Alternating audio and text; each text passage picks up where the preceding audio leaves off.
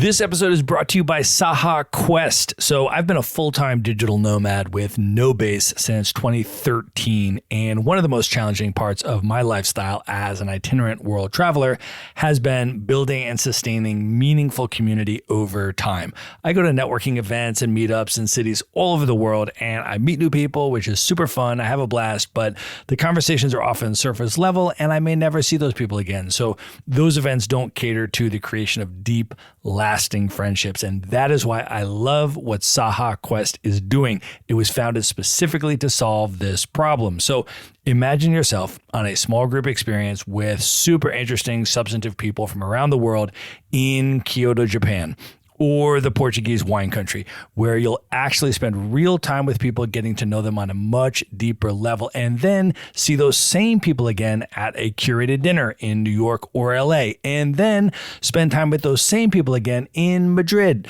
checking out the art scene and sharing a picture of sangria as you watch the sunset. Saha Quest is building a vetted global friendship club for curious, accomplished, globally minded people. So if you want to build meaningful, lifelong friendships with like-minded travelers, not just more acquaintances, then you can learn more at sahaquest.com. There you can get all the information and sign up to join. That's sahaquest.com. And now here's a clip of what's coming up on today's episode. I am a firm believer that travel is integral to everyone's development. In some way, shape, or form, you have to travel because it allows you to see that there are many ways to live this life, and you get a bit of perspective, and hopefully you become a bit kinder to the people who do it differently. And I think across the board, that is really important.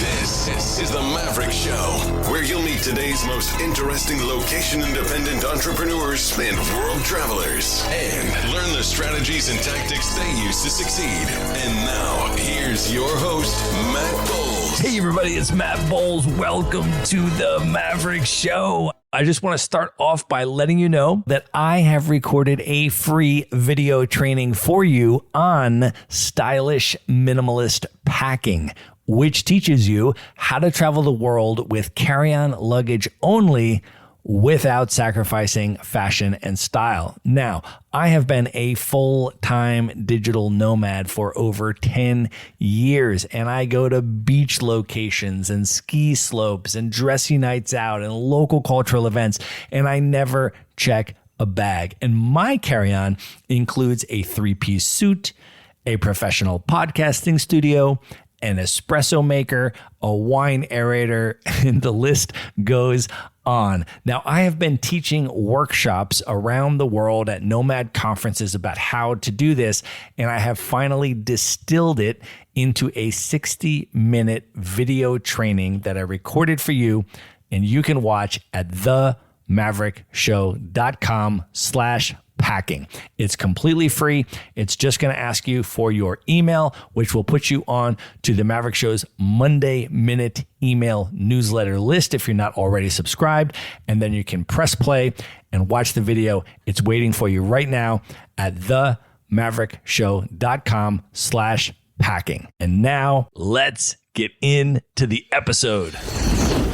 My guest today is Daniel Thompson. He is the co-founder and CEO of NOMA Collective, a global community of like-minded remote working professionals. NOMA hosts workaway trips in unique locations around the world, catered to working professionals by providing private accommodations, reliable Wi-Fi, logistical planning, community events, and weekend excursions. Born and raised in the UK to a family of musicians, he worked in the music industry until age 25 when he left to travel the world and live abroad, which ultimately led to co-founding NOMA Collective in 2020 and then acquiring the work travel program Hacker Paradise in 2024. Daniel, welcome to the show. Great to be here. I am so excited to have this conversation with you. As you know, I have been a long time customer of Hacker Paradise, shall we say. I've participated in a lot of their work travel programs. And as soon as NOMA Collective acquired them, merged the communities. We got to give a shout out to Sarah because she introduced me to you right away. And she said, you have got to have Daniel on the podcast. So I'm super glad we have put this interview together. Let's just start off, though, by setting the scene and talking about where we are recording from today. I am actually in the Blue Ridge Mountains of Asheville, North Carolina today. And where are you? I am in Mérida, Yucatan, Mexico, taking some time in a relatively cool, tropical moment. Well, I understand you were recently in the United States. Can you share where you were, why you were there, and share a little bit about the community dynamics there? So I did a family Christmas and New Year's. My family in Connecticut, my uncle immigrated to the States, lives in New York. We got this full snow, like a foot of snow for my son. So that was pretty epic. And then I took the odd turn to Lawrence, Kansas, because my wife, who's Uruguayan, actually has a sister who's lived there for 15 years. So I can always say that I have been to Lawrence, Kansas, probably like 5 or 6 times. What is the Uruguayan community like in Lawrence, Kansas? Because I have never been there, although shout out to the Uruguayans, because I'll tell you this, I drink a lot of their wine. The Tannat from Uruguay is something that I use as a litmus test when I go into a wine store or I go to a major wine bar that has all this stuff from around the world. I will order a Uruguayan Tannat, and that litmus test, number one, it'll tell me about the wine store, but it'll also tell them about me because their eyes will perk up and then they'll be like, oh, and then they'll go and get it. So big shout out to Uruguay. But what is the community like in Lawrence, Kansas? So my wife's grandparents were also artists and musicians, and they traveled and they immigrated to the States in the 80s, I think, really early for Uruguay. And they ended up in Kansas because I think it was something along the lines of the grandmother was scared of earthquakes. And so that was the place that they ended up. And she grew old there. And then consequently, their son moved over. And then now 3 or 4 generations have been there.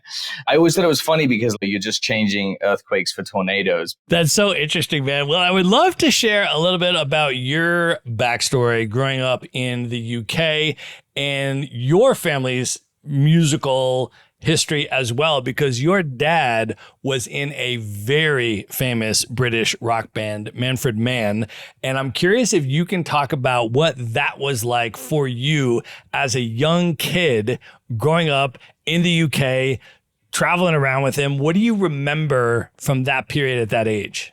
You don't realize at the time, but you're unbelievably blessed to be able to travel that much. I think a fundamental piece of me is that perspective that I got of just seeing so many different cultures and experiencing it. But in the moment, it was a lot of new places. I remember going on the buses a lot. They would do European bus tours and they had a PlayStation in the back of the bus. And that for me was just insane. You could be moving and playing PlayStation. I think I was 7 at that time or something like that. Going on stage and seeing him sing is pretty amazing. There's a lot of awesome moments, but I think this is like the dichotomy of fame or jobs that take you away from the home. The thing I remember the most is often him not being there. There is real highs and lows. I can't say I'm not super blessed and it's super beautiful, but there was a lot of interesting things that you don't even really understand that you then comprehend much later that really do shape your life. How was the fame and the celebrity dynamic of it as you became old enough to realize how famous your dad was as a kid? What was that like? He just has like a lot of friends. That's what you think when you're young. Like, he's got a lot of friends, man. You don't know until much later. And by the time, so I think his major hit, because they had 3 singers and his stint was in the 70s and 80s. And his major hit was 78. I was born in 87. So it cooled. By the time I can remember it, it would have been 95 or 94. He did backing vocals at Live Aid. I remember that. That was pretty cool. You know, those big moments. I think the thing that's interesting about fame when you're around it is you see how it changes people and the people around it. I think that's the thing that you become a lot more aware of. But honestly, my childhood for most of the time was pretty normal in the sense of I went to school pretty regularly in the UK and in the States. I think it was just a lot of traveling. I think it was like 60,000 flying air miles a year from 0 to 13, I guess. From that period of your life, what are some of the places that you traveled that really impacted you, still stick in your memory profoundly? Instantly, the first one that comes to mind, I think we were in Finland outside of Helsinki, and we were in the mountains in a ski resort concert. But it was thousands of people. And they had those things where they strap you in on a trampoline and you jump up and down. And I remember the concert was in the mountains. I was on this trampoline and I was probably like 11 or 12. I met this girl and her family were so nice and they were like, come home with us. I was like, Dad, I'm going to go home with these people. He's like, no, we don't know those people. Come back. I'll never forget that. That was mental. Well, you've got a 3-year-old son yourself now. So I'm curious, when you think back about that period of your life being so young and doing so much travel, what about your childhood are you intentionally trying to replicate and give to your son? And what about your childhood are you maybe doing differently with respect to the travel and how you'd like it to impact him?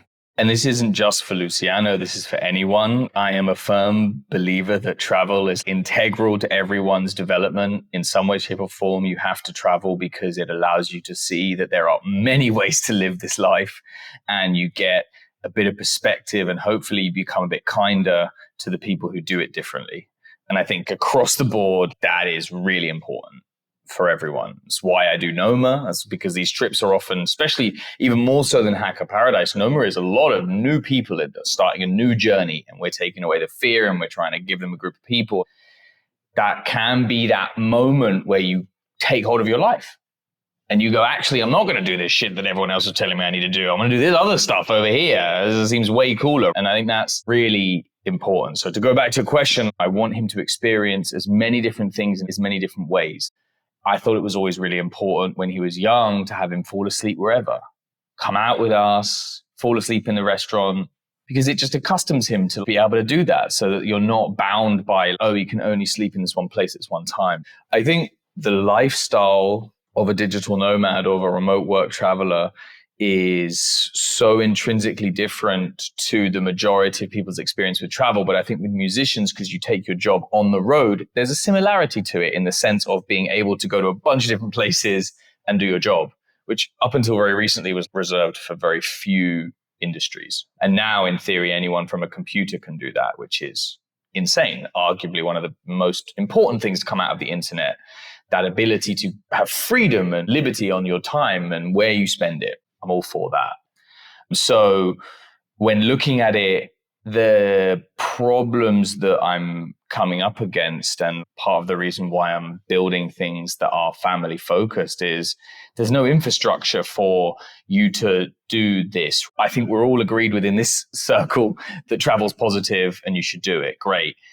Digital nomads have kind of figured out a way to do it while having their job. Great. Now add like a family into that. It's like, well, fuck, man. I mean, I don't know. My first attempt at a fun face to the camera video for NOMA Family, which is our family focused trip.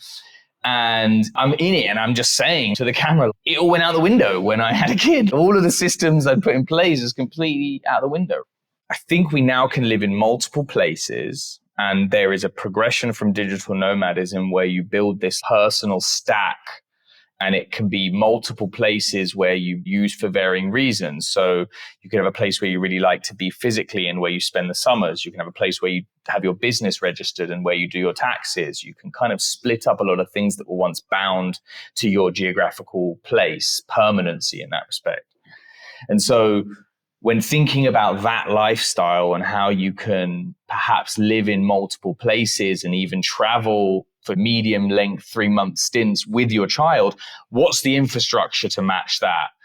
And I'm figuring that out as I go about it. So those are the things that I'm thinking about. We just came back from Christmas. What did we do wrong? Well, again, we didn't book the flights correctly with the time amounts, in the sense of I was in Connecticut and we're getting a flight out of New York. Now, pre-kids, that's a train, a tube, or a subway, and maybe an Uber. You got your bags, you and your wife, boom. Did not think about that whole process. Using the subway lifts in New York, everything takes 20 minutes longer. Almost missed the flight and then stressed out. And so I'm thinking like, okay, well, that's just a very specific example, but that's the type of stuff that I'm thinking about because I'm 100% sure that it's the right thing to do. We just need to make sure that we set up the infrastructure for it to work smoothly.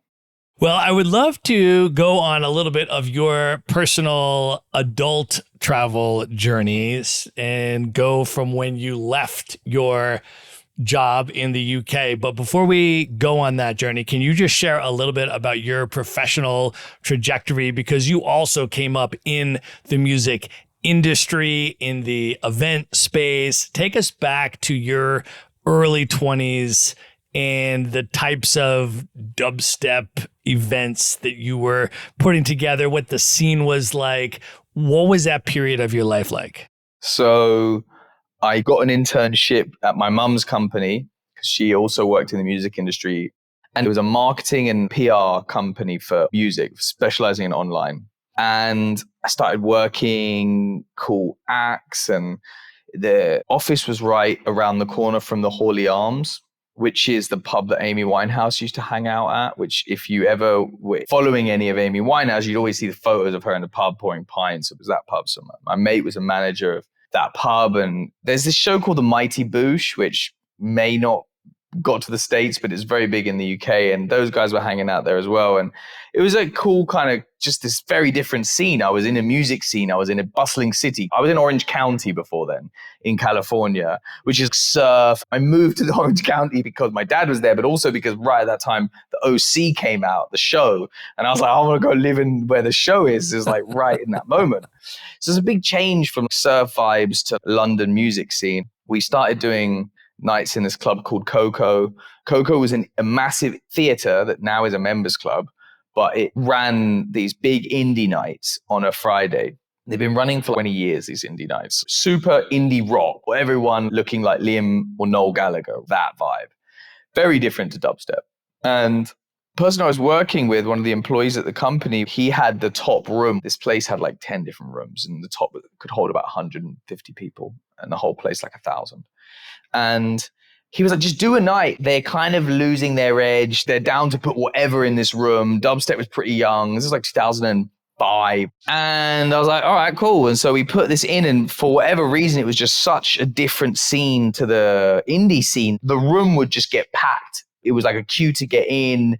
It blew up for whatever reason. It was just this new thing. And there is an element of grunge to the early dubstep that's like coarse bass sounds that you could almost mosh to. And there was this feeling that it was there, right? It got pretty well known and we were doing well. And then we got approached to take over a Wednesday night at a club called The End, which is way bigger. It's 1,000 people. So we were going to go from like 100 to 1,000. And we were going to go from monthly to weekly. It's like not a good idea. I always say, don't ever do a weekly event. It's a terrible idea.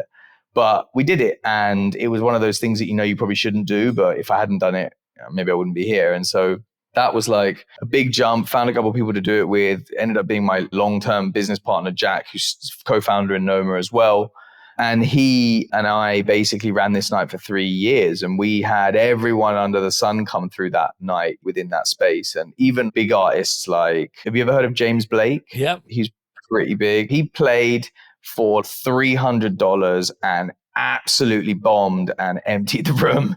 And he went on to he's one of the biggest artists in the scene. He broke out of that scene. It was epic. We also did some cool stuff when the Haiti disaster happened. We did an amazing benefit. We raised a bunch of money. It was an awesome, crazy moment that, I don't think I'll ever be able to recreate. High energy grime, which is like the rap of England, or you could say is adjacent to it. It's slightly different tempo to rap. Has a lot of an anchor in dubstep, and there is really not many outlets for them to go to because a lot of venues didn't want to put people up because they're afraid of gang violence and stuff. And so when we had a grime night. One of the days of the month was a grime night, and that was like some of the most high energy stuff I've ever seen. I remember sitting on the side of like 850 people, and the booth was shaped like a spaceship that had bars so you could even hang on to it from below.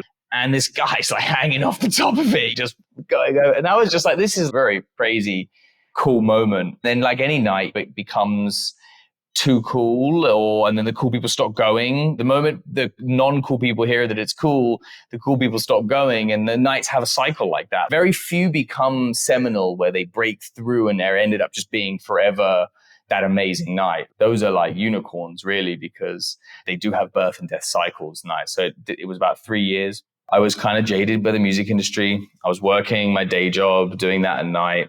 I tell the story that I got the chance to work the album, Kesha's first single. And I went into the board meeting where I had the manager and the head of PR for print and radio and us as online. And they were like, yeah, we got it covered. It's all paid for. This is going to be number one. And I was like, fuck this, man. I want to be a part of this. This is terrible. So many artists you see struggling. And then someone who, and in the end, Kesha has gone full circle and said that she was basically used and abused by the music industry and put in those places and now has made her own music. So it's a bang on brand that they just put this person, picked her up and just pushed her in and did this, because that's the story old as time in the music industry, sadly. I had enough money saved up and I was like, fuck it, I'm going to go traveling. And everyone told me not to, told me that I would have a gap in my CV. Oh man, God, what would I have done if I'm so happy. Hopefully no one says that shit anymore. Maybe they do and I'm just not in those circles anymore. But there's always going to be a job. If you're able to critical think and you're a smart person, and you'll always find work. Can you think back to that moment and talk a little bit about that decision to leave your job and just travel the world, the mental and emotional position you were in, and what prompted that decision and what it felt like in the moment as you were making that decision? All the thinking pre-buying the ticket is where all the fear sits. Once you buy the ticket, at least for me, then I was just all about every penny I'm saving now is going to go towards that trip, which is going to be amazing. But I think I can say this with a bunch of data to back it, that the number one reason why people don't go traveling or take a HP or a NOMA trip is fear. That's the main barrier for people. I'm talking about mainly first timers, because that's, I think, is where my mindset comes a lot of the time, because I'm always wanting to open that door. I think that's where it's really powerful. It's scary, but you can always go home. That's what I didn't understand. And I think it's probably because I had the childhood that I had, which is what I was saying before, why that I think is probably what allowed me to make that decision with the confidence, because I've been to a bunch of countries and I've seen that it's fine and you can always come home. And I lived in England, I lived in the United States, I lived in New Zealand, all places that, granted, they're all English speaking. So when I realized what it was, you take a backpack and you do this and there's a whole route and there's loads of people doing it. So you're not actually on your own, unless you want to be, basically. I want to take a quick pause to thank our sponsor, Saha Quest. So a few years ago for my birthday, I got a small group of friends together and we went to the Portuguese wine country, rented a villa and spent a long weekend going around to gorgeous vineyards, tasting amazing Portuguese wines. And then we would come back at night and we'd stay up late talking and playing music and having deep, meaningful conversations.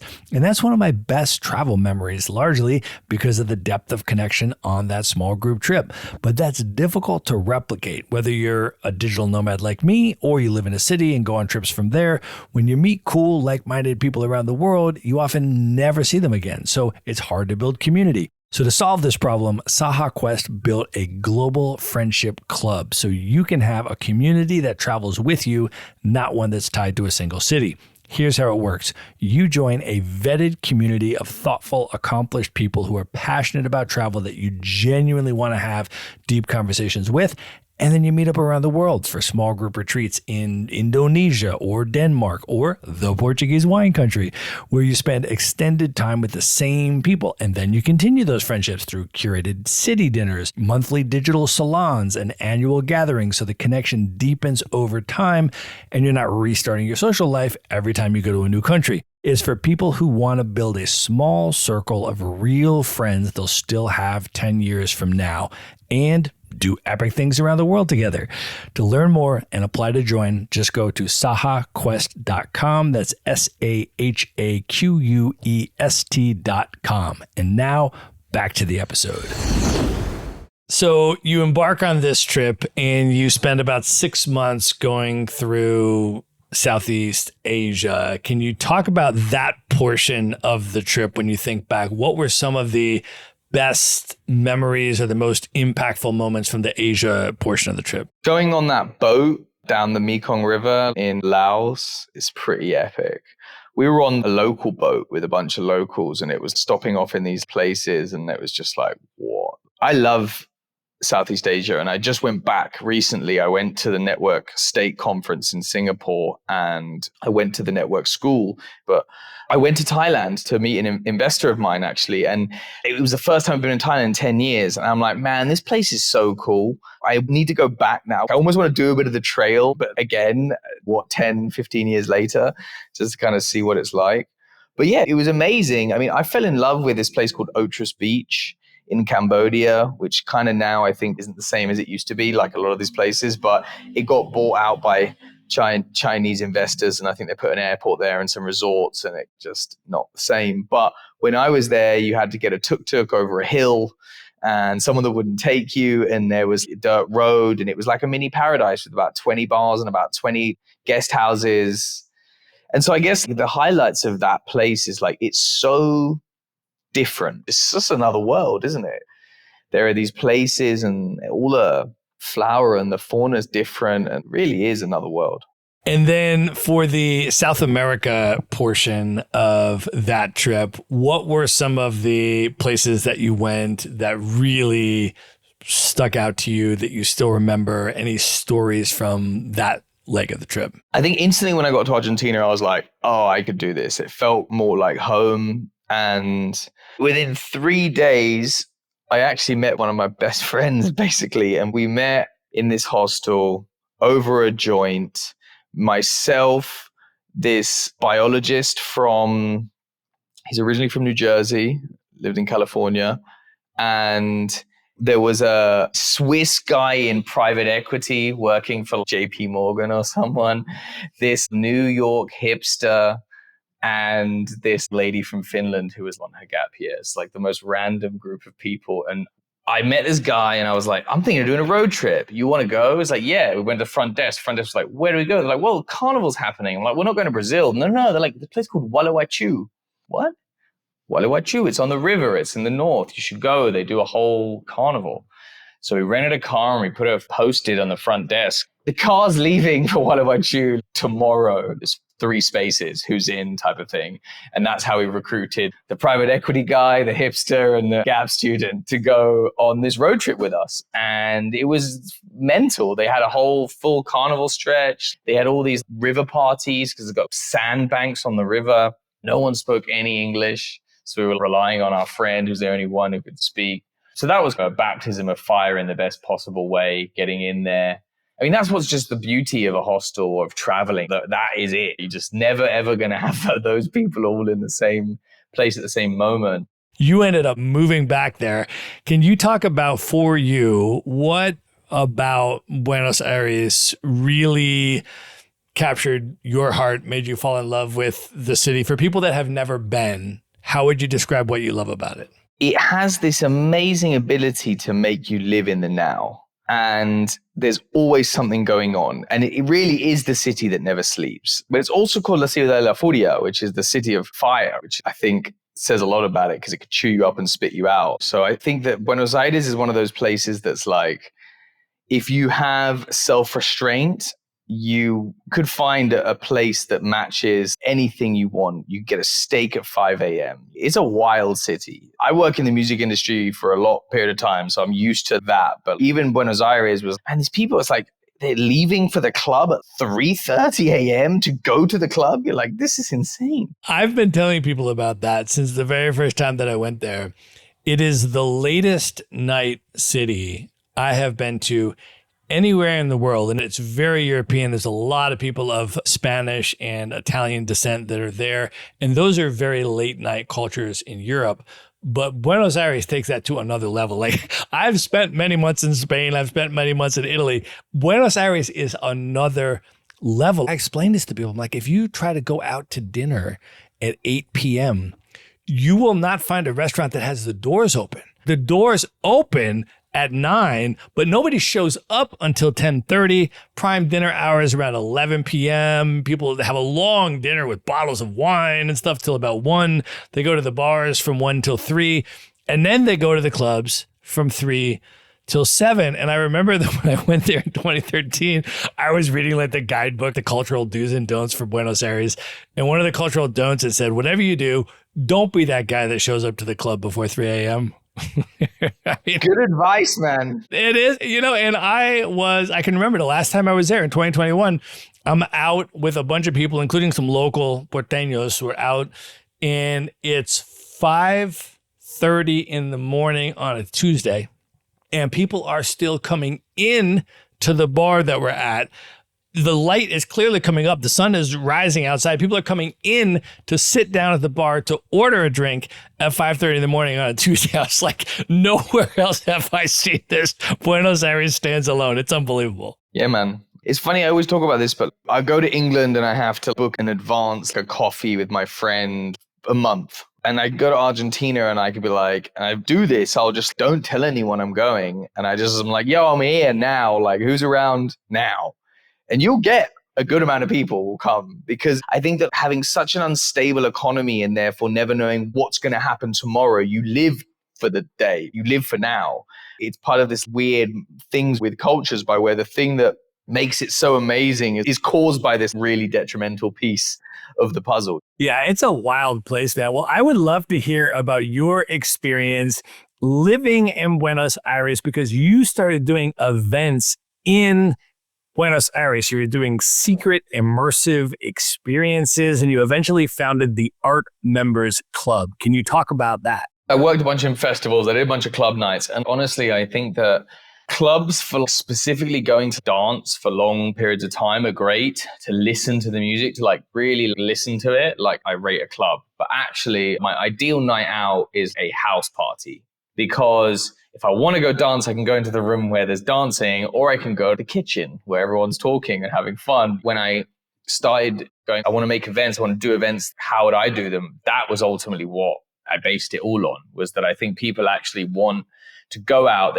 to a place that isn't a bar and isn't a club, and that has this feeling of home, but also you can dance and listen to music and all these things. So that's what we did. We went around trying to find houses that we could do these parties in, and we tried really hard to do it legally, and they wouldn't let us. So we did it illegally, basically. And we did these parties that were 200-300 people, house parties. We'd rotate the location. We'd do secret. You couldn't get the address until the day of the event. You had to buy a ticket.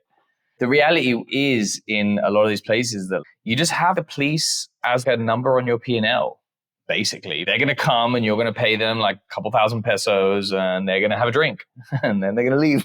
We were always very careful about doing everything in an appropriate way. So make sure that the houses were big and spacious and there wasn't overcapacity and all these things that, funnily enough, 2 or 3 years after we finished, because of a lot of the things that we and other people did, they passed a law called the Cultural Center law that had another level of license that allowed for events like this to happen in houses, because it was happening so much illegally and they couldn't stop it. It's just one of the classic things of, they made the laws in 1920. The laws had class A, B, and C. Class A was a restaurant, class B was a bar, and class C was a place where you did ballroom dancing. You know what I mean? And that was it. And then changed the rules, and this whole multiple genres of music, generations pass, and then eventually that happens. So yeah, it was pretty wild. It was fun. Got to meet a lot of great people. We got pitched by this guy who was building a members club in a mansion in the south in San Telmo. And it was so beautiful. You can still check it out on Facebook, I think. I was before Instagram. It's called Mansión Boero. We basically renovated it. It had, I think, about 7 bedrooms, and we turned it into, basically, it didn't have rooms, but it was like a co-work / event place with a restaurant, and it had a cinema and a place for exhibition, and it was really fucking cool, man. It took a lot of the people out of Palermo to San Telmo, which I'm always very proud of, because people never want to fucking leave Palermo. And I think that's sad, because I think that's like a bubble, and you should get out of Palermo, people. If you can, if you have a chance, get out of Palermo, because Buenos Aires is much bigger than that. But I learned a very valuable lesson, which is know who's the owner of the thing that you're working for. Because I was working for someone who was the manager, not the owner, and his relationship with the owner broke down. And we realized the owner was crazy, and it all blew up in a very spectacular fashion. This mansion was a wedding venue. We did a bunch of very successful weddings in this place. Weddings are amazingly profitable if you do them well as an event place, but also it's someone's day. So high expectations. The owner, Joe, was a very short American guy, really short. He used to wear these high, big cowboy boots. He'd be like 5'2" with the cowboy boots. And he is big ego. One of the few people that I would honestly say is an evil person. Like, I don't say that anyway. He was a very, very evil person. And he'd never want to text you. He'd always want to get on a chat and goes like long, endless conversations that you're not involved in. And he just talks to you. And he would just appear. You would never know when. His only other asset was a hotel in Haiti, which he would spend out most of the time. So anyway, you can imagine. And he just turned up day before his wedding. We were like, okay. It wasn't, this is sure, I'm paraphrasing. He was like, I'm going to run the door. I was like, I don't think that's a good idea. So I got him to agree that the person who's the person to run the door at the wedding, definitely not him, was to do her job. And so the event kicks off. He was a drinker, like a big drinker. So he disappears because there's 2 floors of the mansion that were ex-servants' quarters, which we converted into where we would stay if we had a late night or whatever. And he emerges steaming drunk in his high boots. The stairs to the mansion are 12 marble stairs going down. So there's like this beautiful door with stained glass window. And then if you open that door, you go up the stairs and there's another door, and then you're into the main foyer. Comes down the stairs, he slips on the stairs and he cracks his head open. Blood all coming down his face. And then he proceeds to get up and not want help and start walking round the wedding venue with the wedding happening, basically. And the wife's like, you need to get this. I felt so bad. And I was slowly but surely, we coerced him away and he fell asleep. And I was like, do we call the hospital? He's cracked his head or whatever. Like, get the wedding done. We finished the wedding. I'm sitting with my partner, who's the chef. He was running the restaurant. I was doing the event stuff. And he appears in the back room, didn't wash his face, didn't do anything, just covered in blood. He just kind of leans, he goes, need to have a talk with you guys, man. I'm thinking about the next thing. We can do more weddings. And I was just like, I turned to my buddy and we were both like, we're done. That's it. I'm done. No more. And that was it. So in 2018, you ended up moving to Uruguay. Can you talk about why you moved there, what you were up to, and what your experience was like in Uruguay? In 2016, I got contracted to run a music festival in Uruguay. And I had just done border runs and gone to a place called Cabo Polonio before, which is cool, off-the-grid hippie community in a reserve in Uruguay, which if anyone's going to Uruguay, check out Cabo Polonio. Breathtakingly beautiful. Time stands still there. There's no internet, so I highly recommend it if you want to disconnect.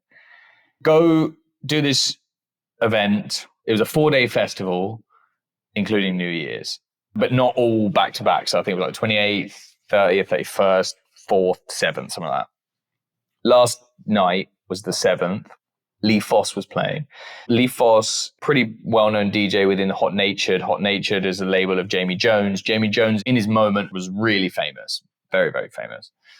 And he was like, I'll play any after that you recommend, but I want a party, basically. Take me to the place. I was like, all right, cool. So I call up my friend who is a well-known director. Now he's a friend. I met him a couple of days before I went to his New Year's party.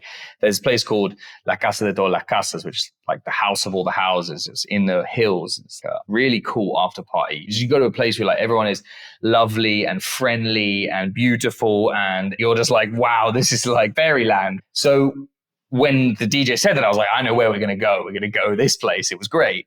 So I take him to this place. We're an entourage of like 20 cars from this party. We turn up. It's like the end of the festival. I think I've been in Uruguay for like 6 weeks working. So it's like, perfect. You know, we're talking about how late things. I think this event started at 8 a.m. and went to 3 p.m. So like 10 a.m., there's this lady comes into the circle. I'm like, who's this lady? That lady turned out to be my wife called Evelyn. And that was when I met her, and we spoke, we kissed once, didn't see each other for 6 months. I then went to Uruguay and we started dating. And so I was already leaning towards Uruguay. In fact, Evelyn first came to Argentina, lived with me for 2 years or a year and a half in Argentina. When all this went down, that's why Uruguay was so potentially appealing, because already had these connections and it filled the requirements of somewhere that was a bit more stable. So by 2018, and it was kind of a slow, because as you know, it's a 45-minute boat ride and then an hour and a half to Montevideo, 2 hours to Montevideo. So it's not far. We were actually back and forth for a lot of the first little bit and looking at land and seeing what we could do, because essentially I had made this progression from big events, low ticket, high energy, but way more variables and madness, and then slowly wanting to actually do a higher ticket with less people and try and bring those variables down. And also, as you get older, you're wanting different things. And I think if I look backwards, what was really interesting is that everything has been about creating safe spaces for people to come together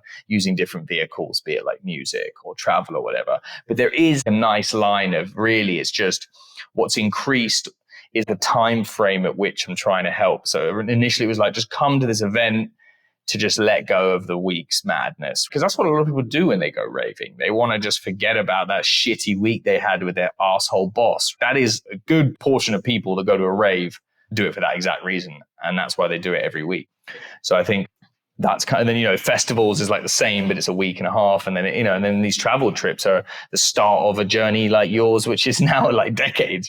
And now when you ask me what's the North Star for NOMA, it's multi-generational communities, physical communities that have thousands of people that are going to hopefully outlive me. So I've just gone from one day to forever, basically, right? Like that's how I'm kind of seeing it. Well, shout out to Uruguay and your wife's culture. This is going to sound crazy, but even though I've spent 5 months in Buenos Aires cumulatively, I've literally never taken that boat ride over to Uruguay. And even though I drink the wine and I talk about it all the time and I give love, I've actually never spent time in Uruguay. So for me, when I go, and others listening who have not been to Uruguay, what would be some of your top recommendations for how to experience the country?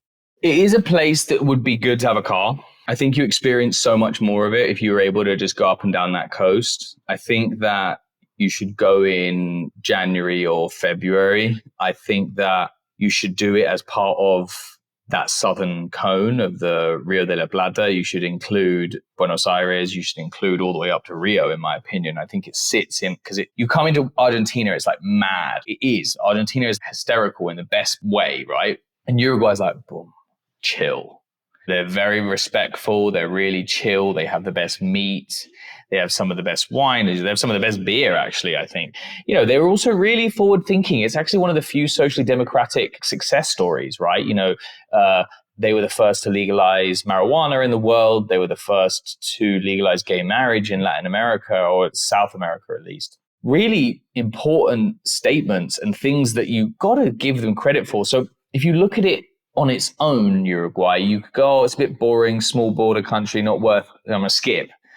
But I think that's a big mistake. I think you need to go with the vision of experiencing it in the summertime, going to those beach towns, getting to know the people and having it as part of a 3-month trip across that area. That's how I would do it. What was your experience navigating the intercultural dynamics as you were dating your now wife and then eventually marrying into her family? When you look at stereotypes, they're there for a reason, because they are partly true. And I'm talking for myself. Born English descent, my family totally had a stiff upper lip.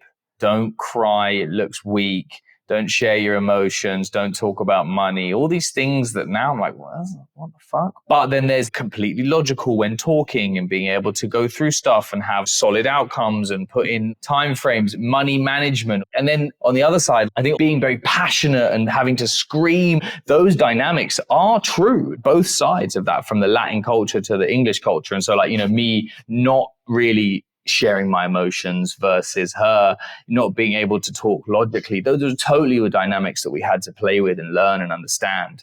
But the thing with Evelyn that's so beautiful, and why after 10 years I'm still really happy, is that no matter what happens, we're always able to talk through stuff and have open and honest communication. It's like, you're going to fucking be pissed sometimes. You're going to not align a bunch, especially when you throw a kid in the mix.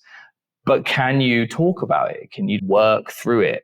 That is so important. And that's something that I think has nothing to do with culture and has just for people really want, you got to work at it. It's really hard. Relationships are hard.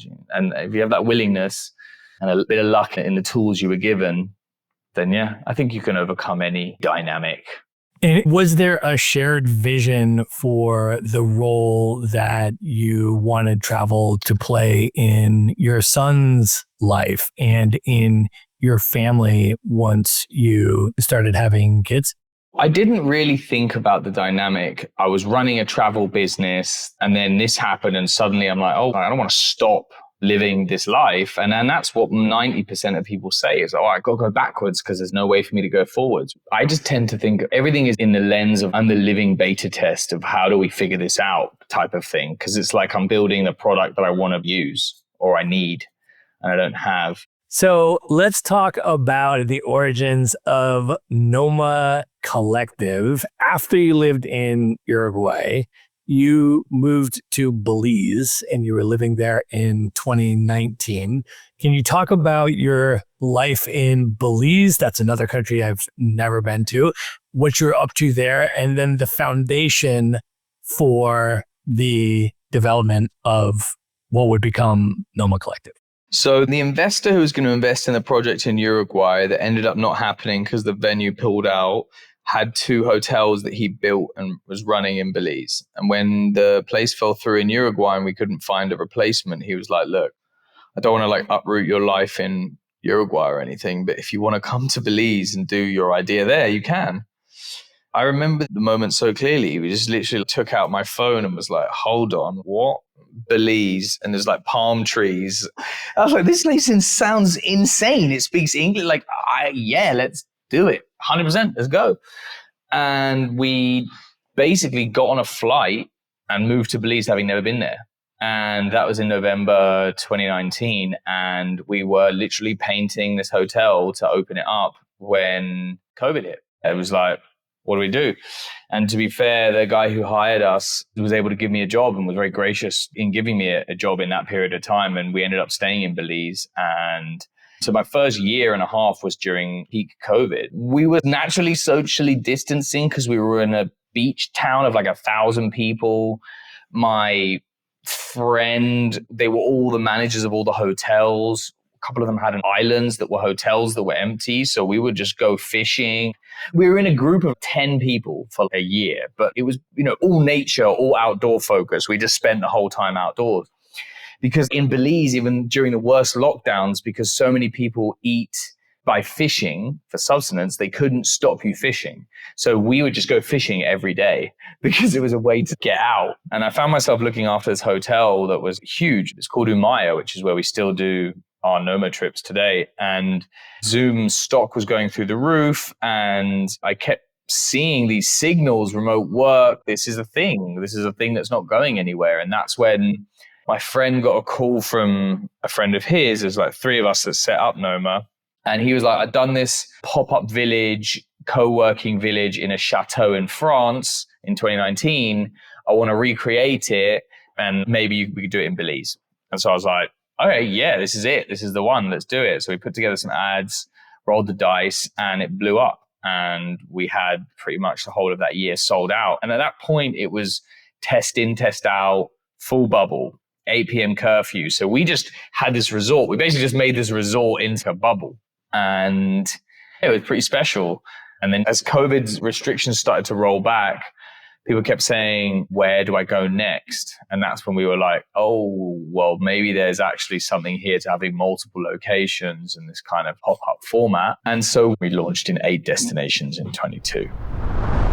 All right, we're going to pause here and call that the end of part 1. In the next episode, we are going to talk about the NOMA Collective expansion all over the world and all of the destinations that they now offer across Asia and Africa and South America and Europe. If you want an island location, if you want a big city, if you want a beach, they have all of those options all over the world.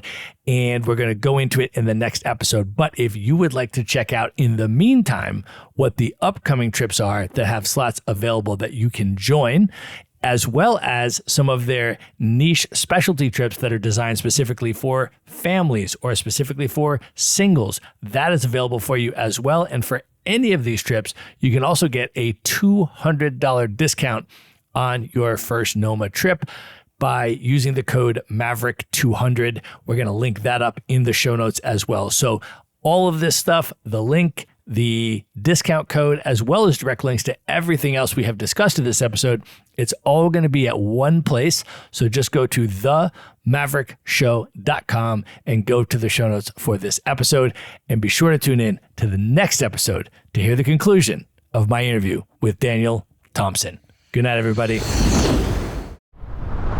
One final thank you to our sponsor, Saha Quest. There's a classic saying that you are the average of the 5 people you spend the most time with. But with AI and digital life reshaping everything in our world, it is harder now than ever to build meaningful communities. So if you're interested in living globally or building a remote business and you want to surround yourself with people who inspire you, challenge you, and genuinely feel aligned with your passion for travel and how you want to live, check out Saha Quest. It's a vetted global membership community for people who want to upgrade their circle, see the world, and build meaningful friendships through real time together, shared experiences, and repeat connection. Learn more and apply today at sahaquest.com. That's SAHAQUEST.com.